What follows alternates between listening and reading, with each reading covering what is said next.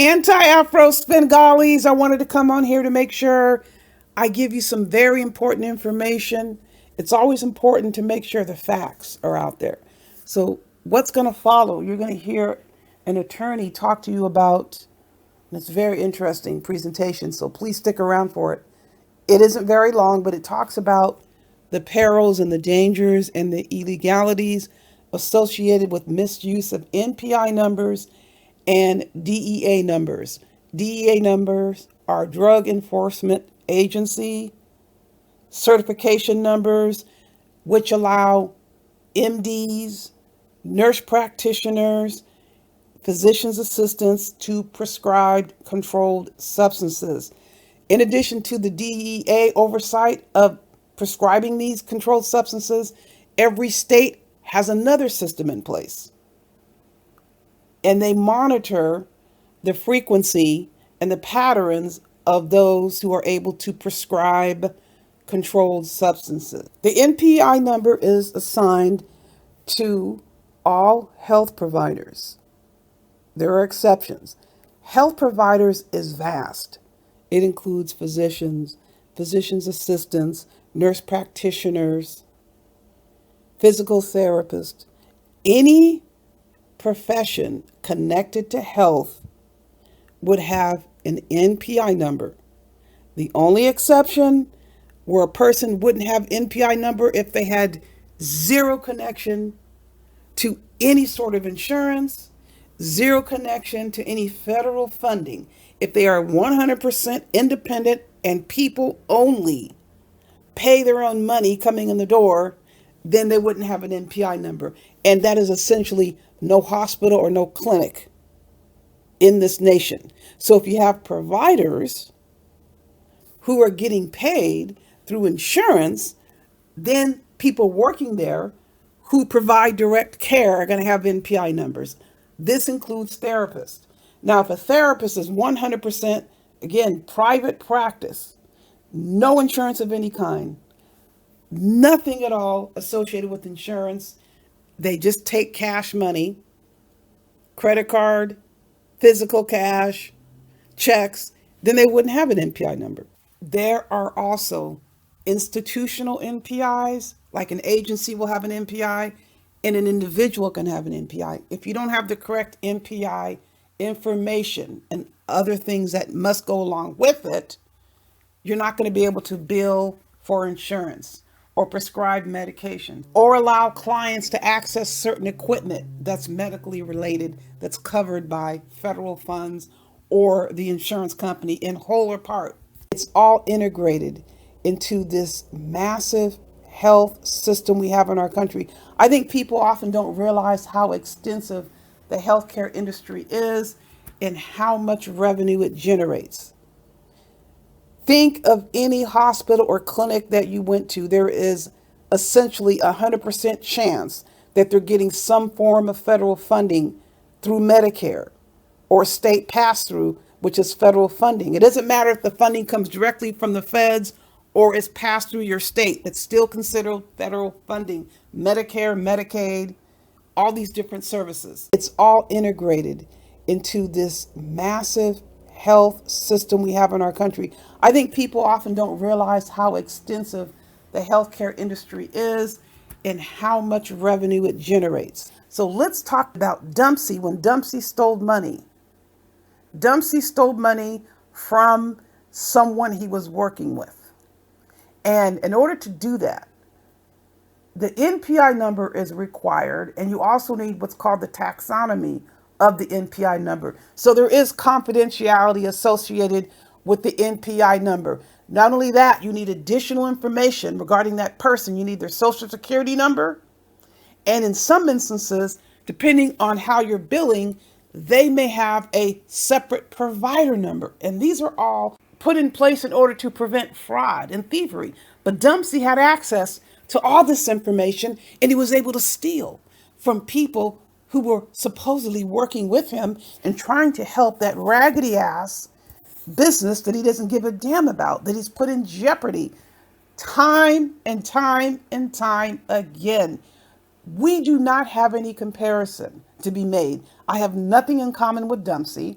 Dempsey has no respect for the profession. He comes onto the internet and tries to use the profession as a weapon. I don't even talk about what I do. I give information like what I'm doing now, but that is how I stayed out of trouble and will stay out of trouble because I don't talk about any aspect of my work and I'm not going to. That's how you keep yourself safe. Now, there are other people on the internet, and I applaud them, who are in the mental health field, and they give highly informative content, but they're not engaged in the crap that Dempsey is doing. I get to come on here and I get to have free speech. Yes, I'm accountable. I'm accountable to regulations and the law.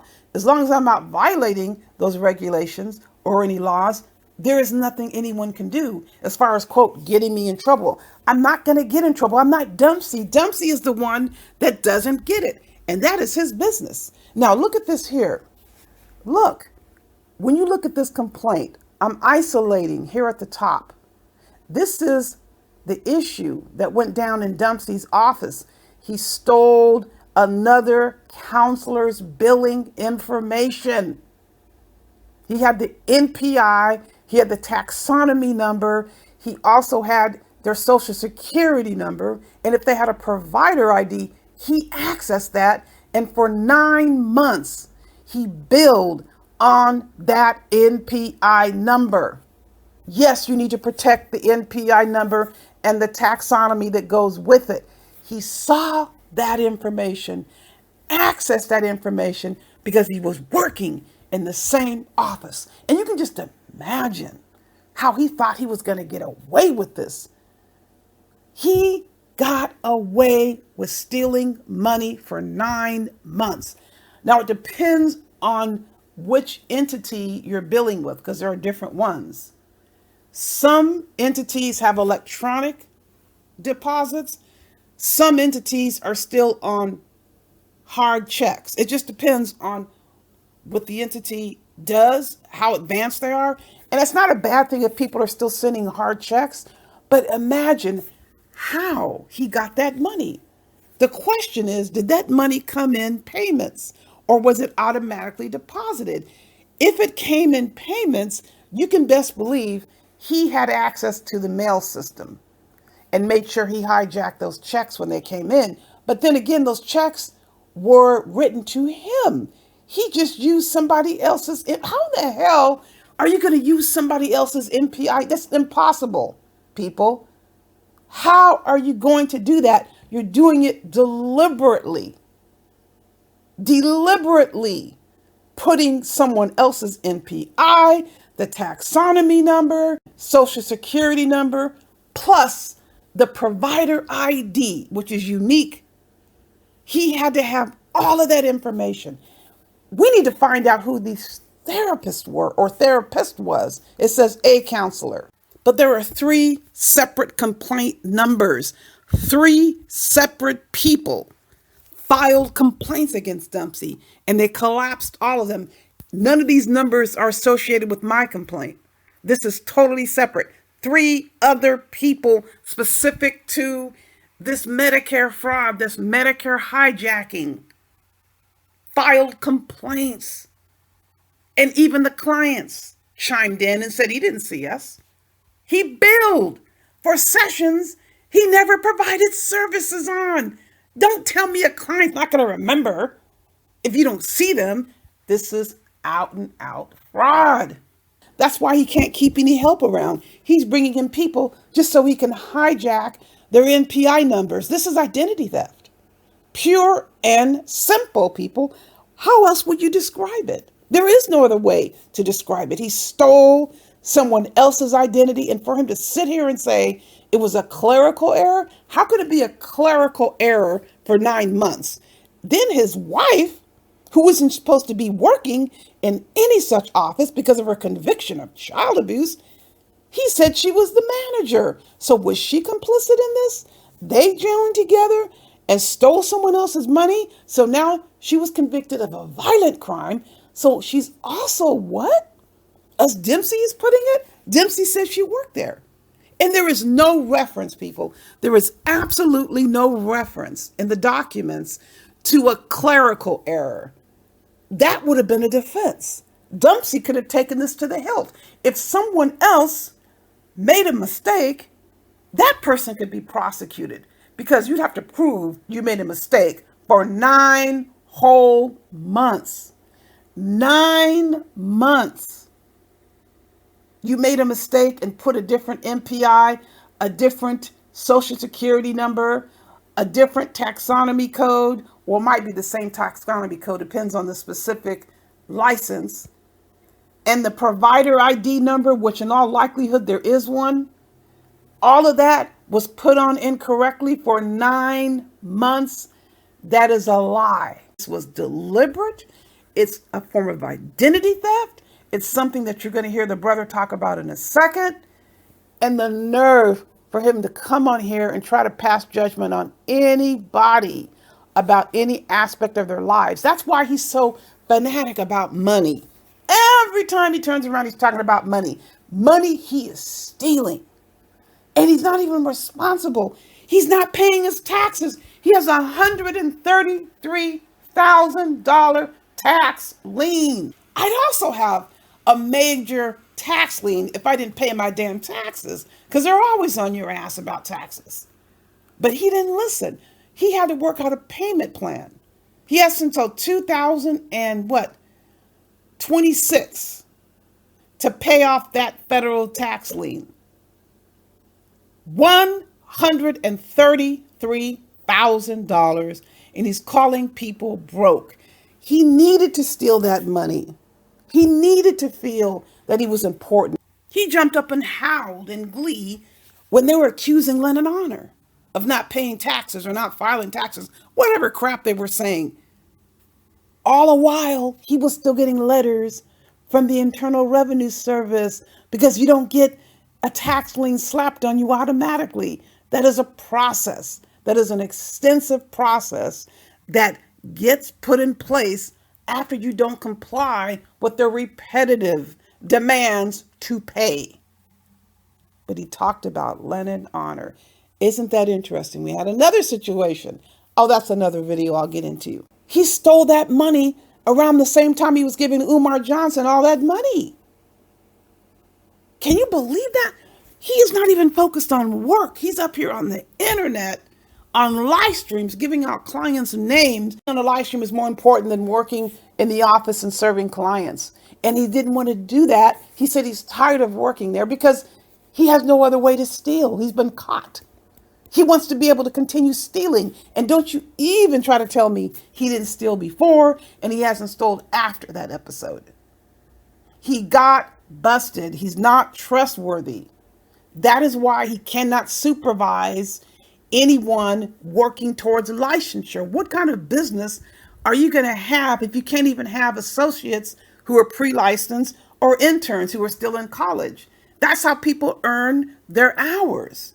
It's one way. He can't even have any of those people in the office because he can't supervise them. He's permanently barred from supervising. You have to show people. You have to show them how to do every single thing administratively associated with your work. Whether you eventually hire someone else to do it, that's fine, but you have to show them the ropes. That is one reason why I did not go into supervision. I'm able to supervise. I substitute supervision. If someone goes on vacation, they'll ask me if I can take over their supervisory role for 2 weeks. Fine, but I don't have time to do it. It's a lot of responsibility, but I don't mind substituting. I have the credentials to do it. I'm okay with that. But he actually puts next to his name S, which is supervisor, and that is fraudulent because he's not a supervisor. So he's committing fraud, false advertising, telling people he is a supervisor, and he needs to take that S off that name. He has an S after the name. You can't supervise. You're not trustworthy. You were cold busted, stealing money. You are not in a position to try to guide anybody.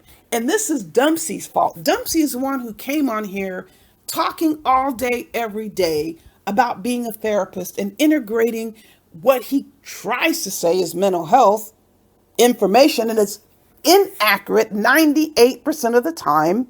He is lies through his teeth about any and everything. He lies through his teeth about his qualifications. He claims that he works with clients that have psychosis. He is a liar. You cannot work with clients who have psychosis with messed up records. His records are a disaster. That's what they also said.